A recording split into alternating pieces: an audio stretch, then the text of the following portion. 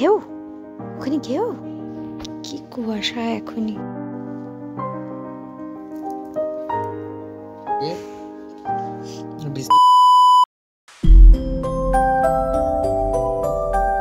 High সবাইকে, কেমন আছো সবাই? আজকে খুব একটা স্পেশাল দিন। অ্যাকচুয়ালি ভিডিওটা কিছুদিন আগের ভিডিও, কিন্তু মাঝখানে পিকনিক গিয়ে মনে হলো সেই ভিডিওটা আগে আপলোড করে দিই, তারপরে এই ভিডিওটা। রেডি হয়ে বেরিয়ে পড়েছি একটু ভাইয়ের সঙ্গে। ম্যাক্সিমাম ঠান্ডা আমাদের এখানে পড়েছে, কুয়াশায় কিছু দেখা যাচ্ছে না। অ্যাকচুয়ালি ফার্স্টেই চলে গেছিলাম একটা স্পেশাল জিনিসের জন্য, আর এই হচ্ছে আমার সত্যিকার মানে অনেক দিনের একটা ইচ্ছে, সেটাকে বাড়িতে নিয়ে আসার জন্য। নতুন একটা জিনিস, খুব এক্সাইটেড। মানে অনেক দিন থেকেই ভাবছিলাম যে নেব, কিন্তু কোনোভাবেই আর মানে এদিক ওদিক করে টাকা পয়সা খরচ হয়ে যাচ্ছে। তার মাঝখানে আমি এতটা অসুস্থ ছিলাম, সেখান থেকেও অনেকটা বেশি খরচ হয়ে যাওয়ার জন্য আর নেওয়া হয়নি। যতই হোক, এটা তো একটা বাজেটের ব্যাপার আছে, আর দুম করে এতগুলো সেভিংস রাখাও সম্ভব না, কারণ আমার বাড়িতে অনেকটাই খরচ হয়ে যায়। যাই হোক, এইসব অনেক পরের কথা। অনেক দিন থেকেই নেব ভাবছিলাম, আর এই সেই আমার ড্রিম কাম ট্রু, মানে ওয়ান অফ মাই ড্রিম বলা যায়, কারণ ড্রিম অনেক কটাই আছে, সেখানের মধ্যে একটা ড্রিম এটা। সত্যি খুব হ্যাপি আজকে। ভিডিওটা প্রথম থেকে করা হয়নি, কারণ ভাই একটু অন্যদিকে কাজে গিয়েছিল, আর আমি একাই গিয়েছিলাম ফোন আনতে, তাই জন্য আমি একাই ভিডিও করছিলাম। এখন আমি যেই ফোনটা থেকে ভিডিও করি সেই ফোনটা থেকেই। আর এই ফোনের ভিডিও বা আনবক্সিং ভিডিও আমি কিন্তু অলরেডি শর্টস একটা আপলোড করেছি, ওটা কিন্তু দেখতেই পারো চাইলে। ফোন নিয়ে এবার বাড়িতে আসছি।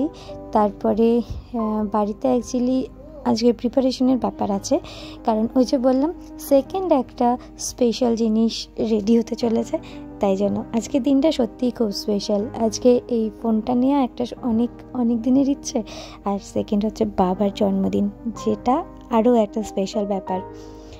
বাবার জন্মদিনের স্পেশাল বলে নিয়ে প্রথমে সন্ধ্যাবেলার স্ন্যাক্স একটু নিয়ে এসেছিলাম। স্ন্যাক্সের মধ্যে ছিল, যেহেতু শনিবার ছিল, সব কিছুই নিরামিষ, তাও এখানে পেঁয়াজ দেখে মা একটু বকাবকি করছিল যে পেঁয়াজ আছে, এইসব নিরামিষ কেন আনলি, কিন্তু তাও বাবাকে বললাম যে একটু ওই পেঁয়াজের আমিষ মনে করেই একটু খাও, নাহলে সারা বছরই নিরামিষ খেতে হবে। এটা আমি খুব মানি আর কি। বছরের প্রথম দিন বা জন্মদিন বা পয়লা বৈশাখের দিন যেটাই করি না কেন, পুরো বছরটা সেরকমই যায়। আর এটা দেখি কোথাও গিয়ে না সত্যিও হয়ও, ওই জন্যই হয়তো আমার আরও বেশি বিশ্বাস। যাই হোক, একটু রোল আনিয়েছিলাম বলতে রোল অর্ডার করেছিলাম, একটু বার্গার অর্ডার করেছিলাম, আর ছিল মোমো। এইবার খাওয়া দাওয়া করে নিয়ে কোমর বেঁধে লেগে পড়েছি বাবার জন্য একটা স্পেশাল ডিশ প্রিপেয়ার করতে। জন্মদিন মানেই পায়েস, আর খেজুরের গুড় শীতকালের প্রধান আকর্ষণ বলা যায়। পিঠে পুলি পায়েস সব কিছুতেই খেজুরের গুড়টা মেইন অ্যাট্রাকশন। তাই জন্য মাকে বললাম যে আজকে আমি পায়েসটা রান্না করি।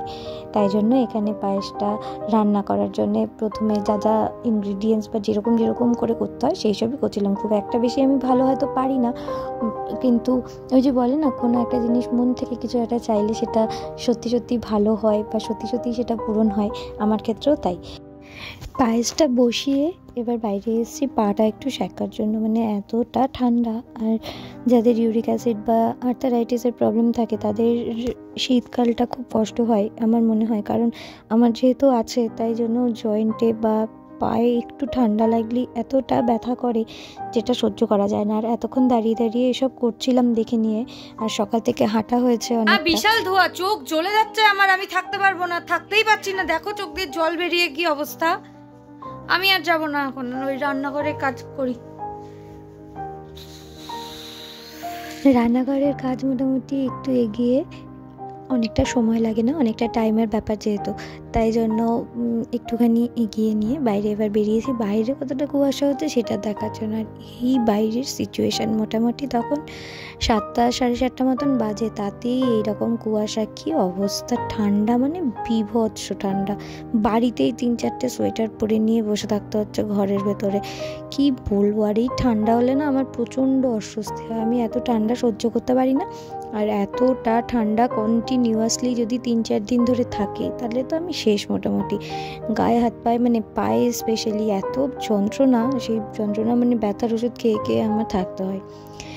এবার আমি এখানে দেখছিলাম মুখ দিয়ে ধোঁয়া বেরোচ্ছে কিনা, কিন্তু ধোঁয়া বেরোচ্ছে না দেখলাম অনেকক্ষণ। তারপরে রিওকে নিয়ে, এবার রিও টয়লেটে গিয়েছিল, ওকে নিয়ে বাইরে একটু এসছি, চল একটু ঘুরে আসি বাইরের থেকে, একটু ও হাঁটাচলা করবে, ভালো লাগবে। আর ওর তো ঠান্ডা ঠান্ডা ওয়েদারটাই ওর খুব ভালো লাগে, মানে গরমকালে ওর খুব কষ্টই হয়, কিন্তু যতই হাওয়ার মধ্যে রাখি না কেন ন্যাচারাল একটা টেম্পারেচার আর মানে আর্টিফিশিয়াল একটা ক্রিয়েট করা, সবসময় এসি ফেসি এইসবে রাখাও তো ঠিক না, না একটা নিঃশ্বাস নেওয়ারও ব্যাপার থাকে। ছোট ও খুব একটা বেশি বড় না, মানে ওর সবে 2 বছর হলো এবার বয়স, এই জানুয়ারিতে। যাই হোক, তার মধ্যেই ও আর আমি একটু বাইরে হালকা ঘোরাঘুরি করে ঠান্ডায় জমে গিয়ে ও বাড়ি চলে এসছে ভেতরে, ওরও মনে হয় ঠান্ডাই লাগছিল হালকা হালকা, আর আমিও বাইরে চলে এসেছি দেখার জন্য। আর এখানে পায়েস কিন্তু ফুটে অলমোস্ট রেডি হয়ে গেছে। এবার আমি একটু টেস্ট করার জন্য দেখেছিলাম যে মিষ্টি টিষ্টি সব ঠিক আছে কিনা।